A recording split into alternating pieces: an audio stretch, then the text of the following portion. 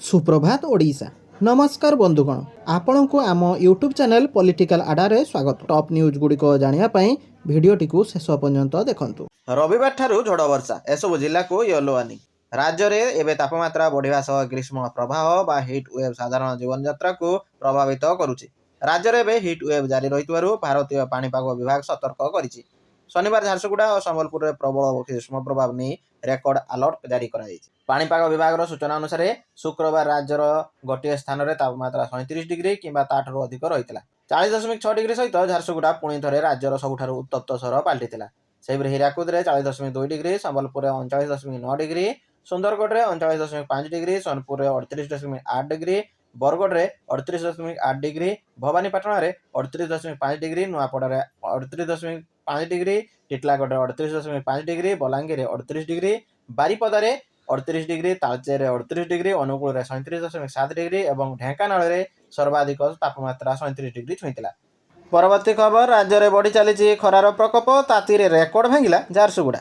राज्य में बढ़ी चली खरार प्रकोप, किछि दिन हेब शीत जाऊणु खरा ताऊ ताऊ हेलानी। विशेष भाव में यही 2-4 दिन हेब खर्दारे तापमात्रा वृद्धि देखा मिली। यही टाई टाई खरारे लोकों पसंद पलटि तरबुज।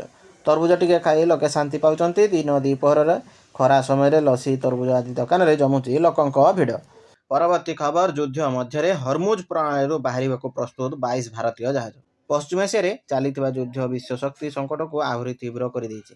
भारत समेत अनेक देश एवं रूट मध्य जहाज को बाहर करने को चेष्टा करुछंती। एही समय मुंबई स्थित जहाज चलाचल निर्देशालय कही जे 22टी जहाज को चिन्हट होईछि और रूट खाली हेबा मात्रे प्रथमे सेमानंकु बाहर करा जिवो। निर्देशालयर एही विवृत्ति एमिति समय आसी जेतेबेले सरकारी सूत्र रिपोर्ट करिछि जे भारत एहार 30टी वाणिज्यिक जहाज को सुरक्षित स्थानांतर संपर्क में ईरान सहित आलोचना करुछि।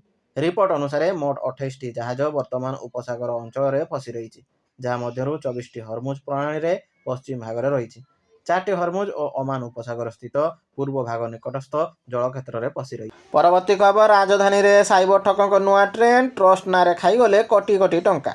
साइबर ठकों नुआ ट्रेन ट्रस्ट नारे कोटी कोटी टंका खाईगले। विश्वास वेलफेयर नारे अकाउंट खोली 2 कोटी 35 लाख टंका आनी साइबर ठक। सेमध्य 2 कोटी 15 लाख विभिन्न अकाउंट को नहीं गायब कर देइछंती। पुलिस निज आड़ू मामला रुजु करिया परे सामना को आछि सांघातिक सत।